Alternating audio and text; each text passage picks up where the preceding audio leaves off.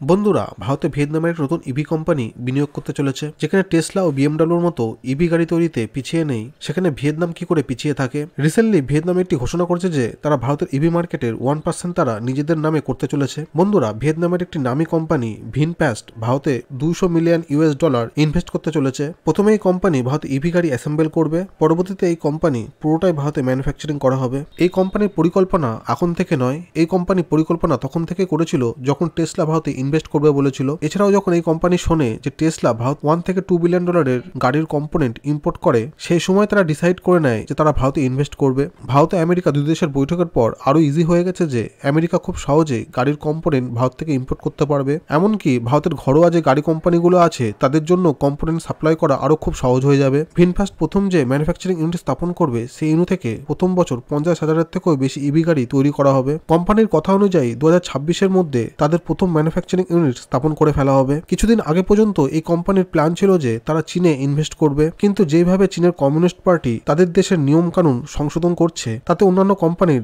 সেখানে ইনভেস্ট করা আরো মুশকিল হয়ে পড়েছে। এটাই ভারতের কাছে একটা সুবর্ণ সুযোগ, যাতে ইন্টারন্যাশনাল ইভি ম্যানুফ্যাকচারিং কোম্পানিগুলো ভারতে ইনভেস্ট করতে পারে, সেই চেষ্টায় ভারত সরকার চালাচ্ছে। এর জন্য ভারত সরকার নানা রকম PLI স্কিম লঞ্চ করেছে। ভারতের এই অটোমোবাইল সেক্টর 49% গ্রোথ নিয়ে এগিয়ে চলেছে। মনে করা হচ্ছে 2030-এর মধ্যে ভারতে প্রায় বছরে 1 কোটিরও বেশি ইভি গাড়ি বিক্রি হবে। 2030-এর মধ্যে ভারতের এই অটোমোবাইল সেক্টর $100 বিলিয়ন পৌঁছে যাবে। তো বন্ধুরা, ভারতের ইভি সেক্টরের গ্রোথ নিয়ে ও ভারতের অটোমোবাইল সেক্টরের ভবিষ্যৎ নিয়ে আপনার কি মতামত কমেন্ট বক্সে লিখে জানাবেন। ভিডিওটি ভালো লাগলে লাইক, শেয়ার ও সাবস্ক্রাইব করবেন। জয় হিন্দ।